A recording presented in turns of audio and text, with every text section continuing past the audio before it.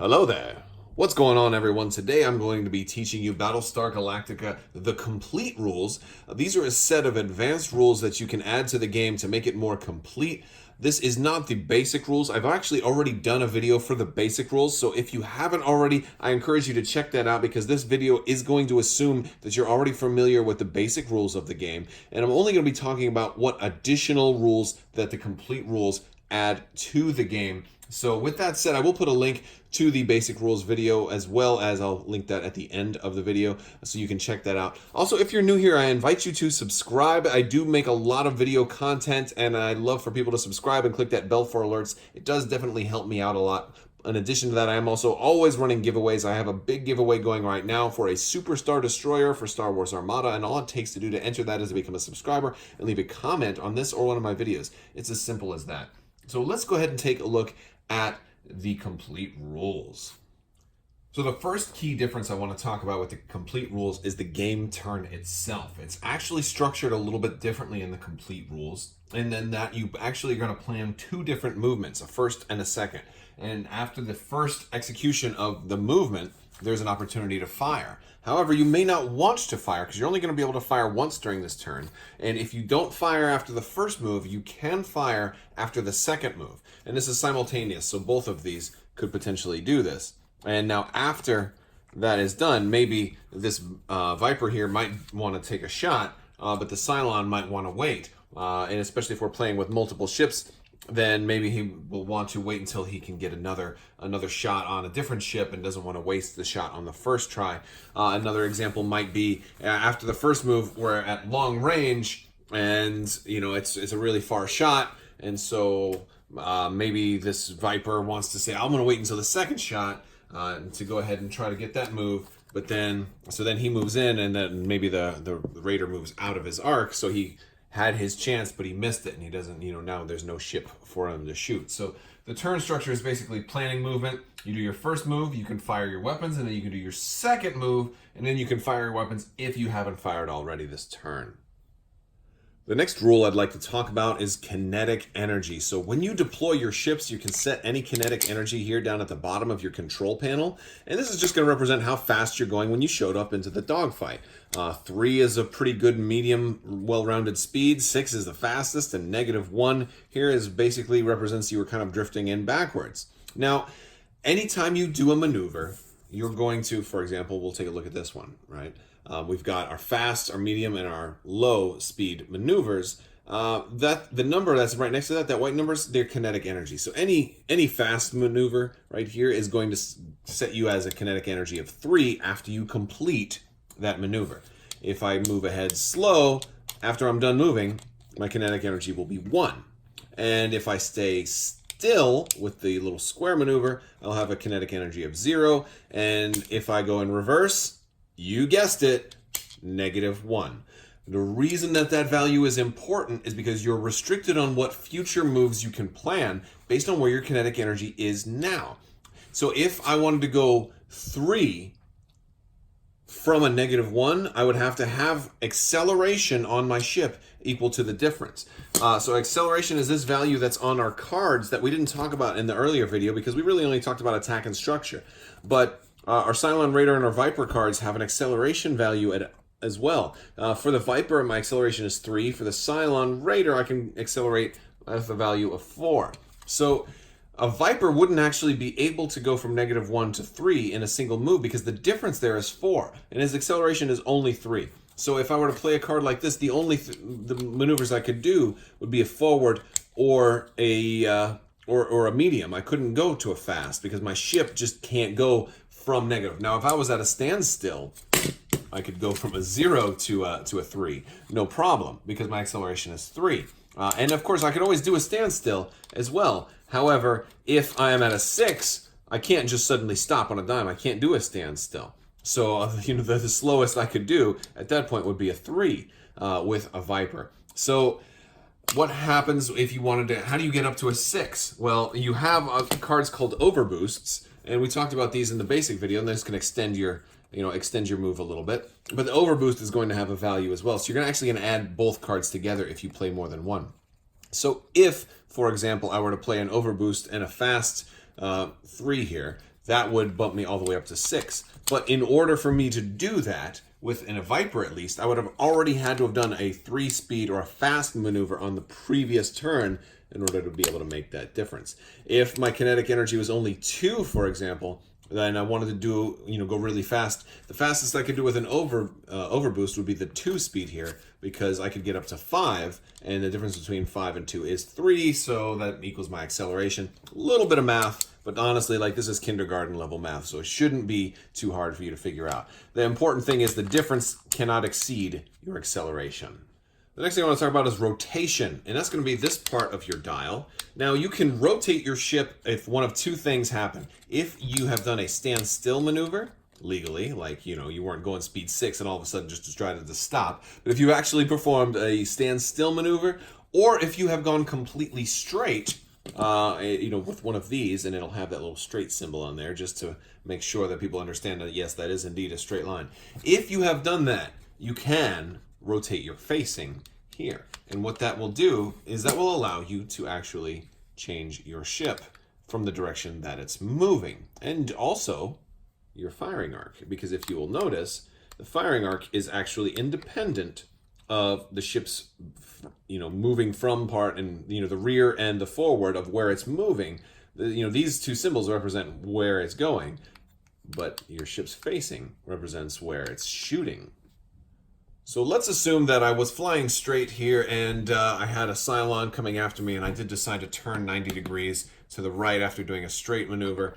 And if you'll notice, this is still my rear with the 1, and then the O is still on this side. So let's say I did want to turn sideways.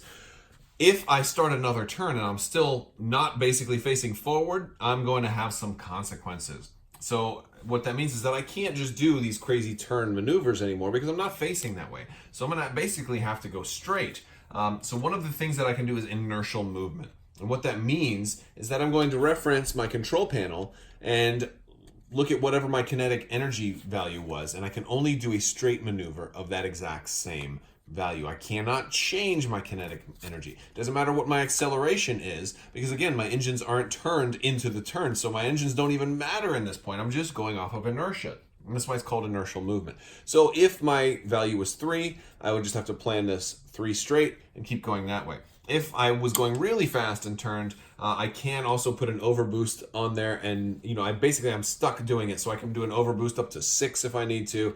But I can do any straight maneuver that's a 1, 2, 3, 4, 5, or 6. That's just going to keep me going in the same exact value that my inertia already was. So the other thing I can do, if I don't want to just keep going in the same direction with the inertial movement, is I can plan a change direction card. And this change direction card is actually going to allow me to adjust my base so that the 0 is pointing in the same direction that my fighter is pointing in. So basically to try to kick those engines back on and keep moving. Now when I plot a change direction card, I'm also going to plot one other maneuvement card with it in the planning phase. Obviously it can't be an overboost though, because that only goes with a regular one. So let's say I wanted to do something like this and start moving that way, right? Before I could do that, I'd have to reference whatever my inertia is and my kinetic energy right here on this control panel. And I'm going to have to grab one of these tokens. It's either going to be a 2 or 4 or a 5 to 6. And if your if your kinetic energy is less than 2, then you don't even worry about it. You can just kick out of that. Your engines are strong enough. But basically, I'm going to line this up with the 0 first. If let's say I was kinetic energy 3, I would do, I would drift a little bit more that same direction, and then rotate and kick off the new move. Or if I was going faster, I flip this over and I do it this side. So we're flying this way. Okay, I plan at this turn. Boom. We're going to do one more, a little bit farther, and then rotate, just like that. And now I can do my new maneuver. So you can kick out of it, but you notice I was over here before. So I couldn't just go like that. And my kinetic energy kept me going sideways. So it can help you line up some really cool trick shots. And I think this is probably one of the more interesting aspects of the game, is that whole kinetic energy, strafing. Maybe you're going to actually turn all the way around and fly backwards for a little bit. And you wanted to kick back on going this way, but you'd still keep drifting backwards before you could, start going the other way. It'd be pretty wild. Now that we've talked about those different nuances, I want to also specify some clarifications with the turn having two separate move and shoot steps. The only time you can do two completely different maneuvers is if you're using two completely different maneuvers all by themselves. If you're doing some kind of special maneuver, like trying to adjust your facing or doing an overboost, this is going to have to be the first one. Same thing with the overboost, and you'll have to basically, let your inertial carry you and then change direction first, and then do your follow-up maneuver second. And the same thing goes with an overboost. You'll have to do that first, and then your follow-up maneuver second. The only time you plan two completely independent, different maneuvers is when neither one of them is like a special maneuver, like an overboost or a change of facing. So another change is overlapping. So we're not going to push ourselves past the other ship if we overlap anymore. So when a ship gets ready to overlap, what you're going to do is you're going to actually use one of these to represent that other ship. And this way they can actually overlap. Now, any ships that are actually overlapped can't shoot at each other, even if they were pointed like so. They still can't. The idea is one's above the other, one's below the other, and they're trying not to hit each other. But the distinguishing part is that they can shoot at other ships. So if there was another ship over here, this Cylon Raider could still shoot at him. And so if they're at different altitudes or if they're different parts in space, they're trying not to hit each other, but they can still shoot other people. And this shot wouldn't be obstructed because of another model in the way as well. Now, there are some other rules for shooting. Now, in the basic rules, they are talking about obstruction, and if there's another ship in the way, that you won't be able to take the shot because your ship's blocking that. But assuming there isn't, there's some other things that we're going to look at in the complete rules that are going to talk about shooting. For example, the kinetic energy of your target. So if, for example, this Raider's shooting this Viper, and the Viper had done a stop move, and is thus at a kinetic energy of 0. So basically he's a sitting duck. You're actually going to add 1 to your dice roll. So you can roll that and be like, oh, that's only a 4, but let's say I was closer, and I'm in close range. Well, now I'd add 1 for that, and +1 because of his kinetic energy. That would have actually been a hit. So that's kind of cool, of course. I did conveniently push him there just to make my point, because sometimes that's what we have to do. Additionally, if the Viper is at a kinetic energy of 4 or more, I will subtract 1 from the roll. So that's something else. So if they're going really fast, they're harder to hit. And the only exception to that is if they did a change direction, then they won't gain that subtract 1. For the attacker, though, if the attacker's got a 5 or more kinetic energy, you subtract 1 from the roll. So if you're going really, really fast, if you overboost, you're wobbling a little bit, it's harder for you to get a hit. So if you're going 5 or more, you subtract 1. If your opponent's going 4 or more and didn't change direction, you subtract 1. And if anybody's going at speed 0, whoever shoots them gets a +1 to their dial, or to their dice roll. And the last thing, as far as the complete rules that I want to talk about, is damage, because we talked about damage in the basic game, but there are also some damage cards that are going to have special symbols on them. And these are basically like critical damage that have extra damage effects. And they are very, very bad. And there's more than one of these of each type. There's multiples. And if you get more than them, their effects become much, much worse. So, for example, you've got the engine is damaged, and that's going to reduce your acceleration value. You're going to have the control systems are damaged, and this means you can only do less G-force. You can have the pilot being wounded, and you can have the hull and wings be damaged, and all of these things hurt your ship in multiple ways. And if you get more than one of them, it becomes really, really bad. You don't want those, but they are kept secret. So, you keep them face down, and your opponent doesn't necessarily have to know about them unless something specifies them. So there are also a lot of optional rules that you can use. I mean, once you've got the complete rules down, I think that's a good stopping point, but you can take this game even further. There are a lot of different optional rules, and some of them are, maybe better to use than others. Some of them you may want to skip over, but I'm going to talk about all of those as well. First one I'm going to talk about is aiming. And aiming is basically a rule where if you're shooting the same ship multiple times in a row, that you'll be able to add more to your die roll. So basically, if I've been following this guy and tailing him around, I shot him last turn, this next turn I'll get 2 extra die, or basically 2 extra to my die roll. If he was hit on the previous turn, I get a 3 extra on my die roll, but if I get hit in the process, I lose all aim benefits. There's also like a hidden attack declarations step where you have some of these tokens, and you can say, all right, I'm going to attack this person, and you all reveal at the same time. And there's blanks, so you can say you don't want to attack. And you know, there's different different kind of a whole bluffing mechanism in there. Speaking of bluffing, in addition to all the cards that we've got, there's also a bluff card, or it's called the blank maneuver card. And one of the things that this will do is this is like if you wanted to plan two different cards and your opponent sees you put two different cards down, they're going to say, oh, well, you're clearly doing maybe an overboost or any type of maneuver that requires two cards. And then when you flip them up, this one right here just means, well, I was bluffing. I didn't do anything. And you're just doing a simple move. So you can fake out your opponent and make them think that you're going to do a complex move. And honestly, if we're ever using this, and I see no reason why not to use this, because I think this is actually a really good one, is I would use this every single turn, because I would basically, the standard would be that I'm always playing two cards, because then anytime you play a one card, it's going to be obvious to you. So I think you would always want to use this unless you were doing two actual cards. So that would almost be standard practice. And I think that makes sense.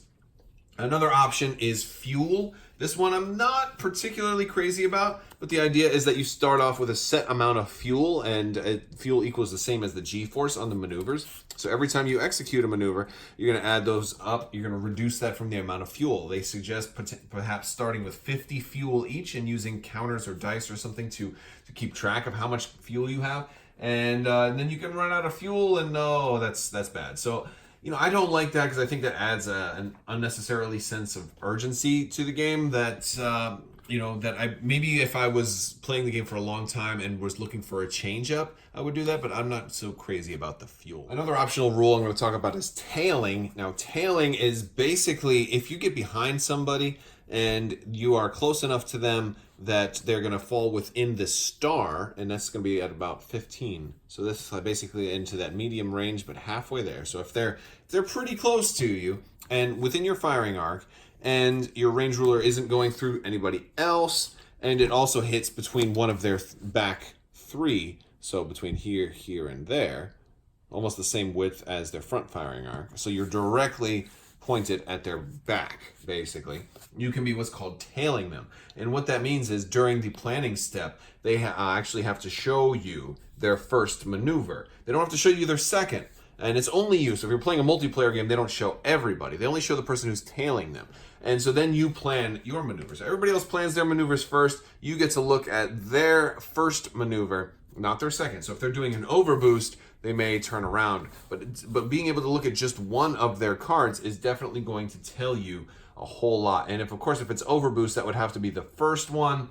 So certain cards have to be the first of the two, because you can't do a regular maneuver and then an overboost afterwards. Otherwise, that'd be an illegal move. You'd end up taking damage. Nobody wants that. So tailing is really going to give you a huge strategy. Although I can see why this is an optional rule, because once somebody gets behind you, it could be very, very difficult to break free of them. So that's one of those things where maybe you would have your wingman kind of come in between and break the tail, and now you can psych them out a little bit and turn around and shoot back. Of course, turning around and shooting, and changing your facing is a great opportunity to break the tail and just to start shooting back at them. However, as cool as that would be, there also means that they're still going to be shooting you, because they're going to still be right there and probably pretty close to you. And the last optional rule I want to talk about is your altitude. And this one is a kind of a big deal, because it's actually on your control panel here. You can go up or down or stay where you are. This is something that you can do when you're planning your maneuver. If you're playing with 3D space, there is a couple of key concepts that you have to keep in mind. First off, there are 4 levels of space, like bottom, next to bottom, third level, and fourth level. Basically levels 1, 2, and 3, and 4.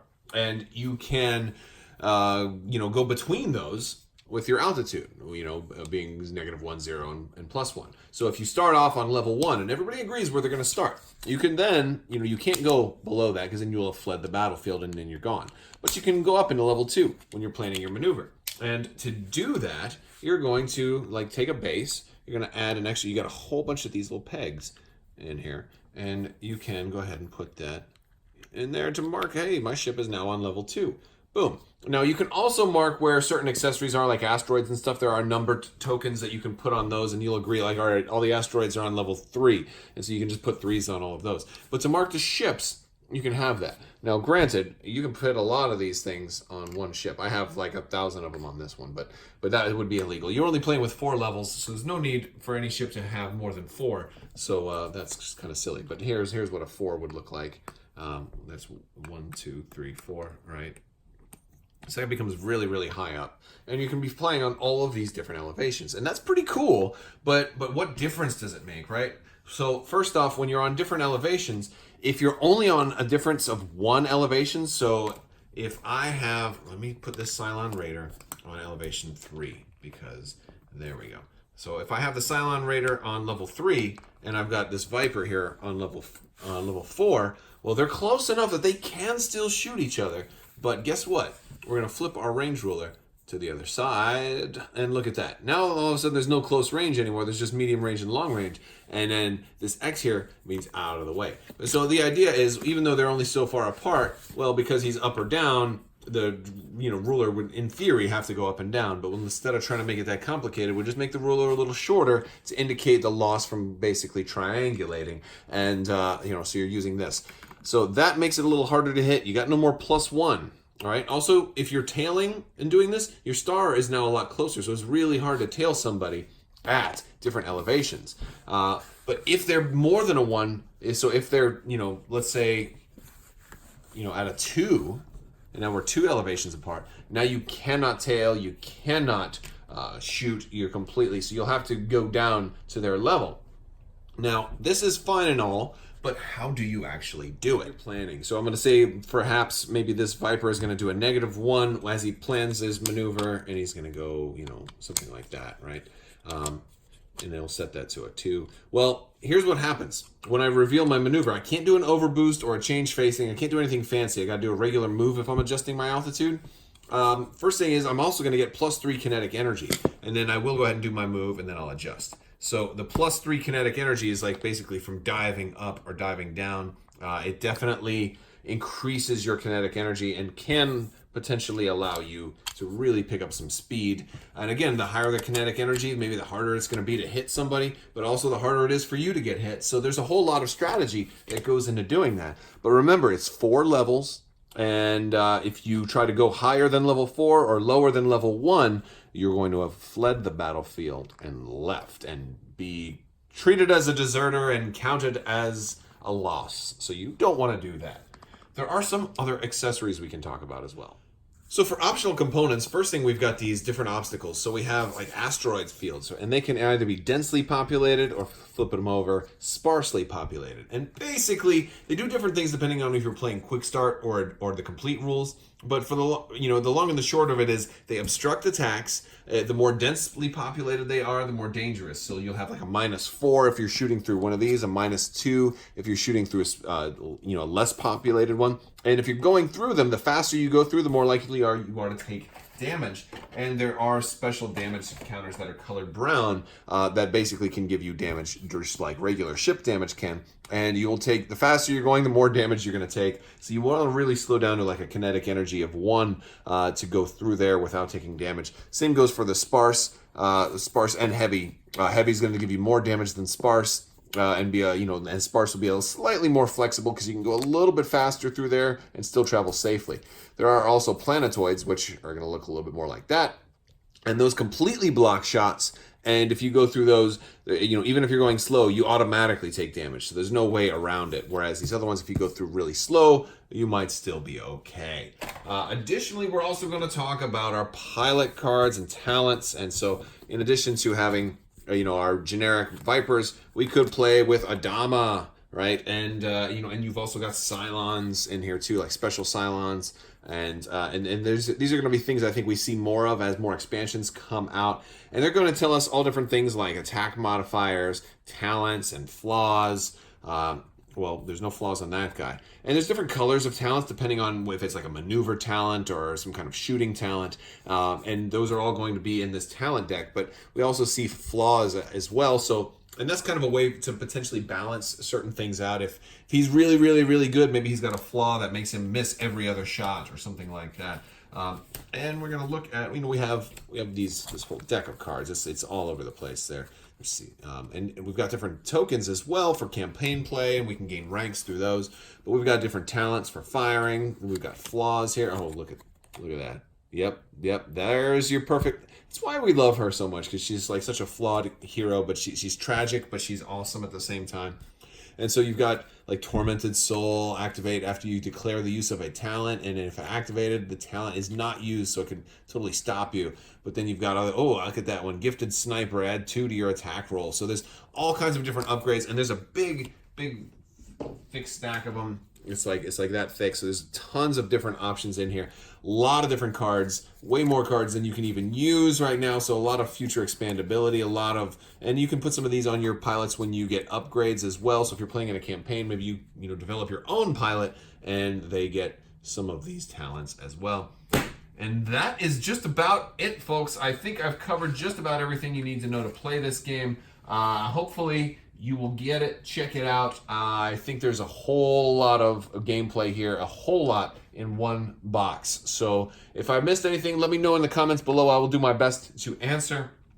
This game is coming out, I believe, the second week of December, so just in time for the holidays. So pick yourself up a copy. A big thanks to Ares Games for sending this to me so I could get some videos on it early. I think it's beautiful, and I am looking forward to trying some fancy stuff with this, maybe even doing a Death Star trench run. All right, guys, I want to thank you so much for watching. And I also want to give a big thanks to all my patrons on Patreon. Don't forget to enter that big Superstar Destroyer giveaway, becoming a subscriber, and leaving a comment. Click that bell for alerts. Don't forget to check out Crabbok.com, and you can hit me up on Discord. Big thanks to all my patrons as well. You guys are amazing. I want to thank you all so much for watching, and have a great day.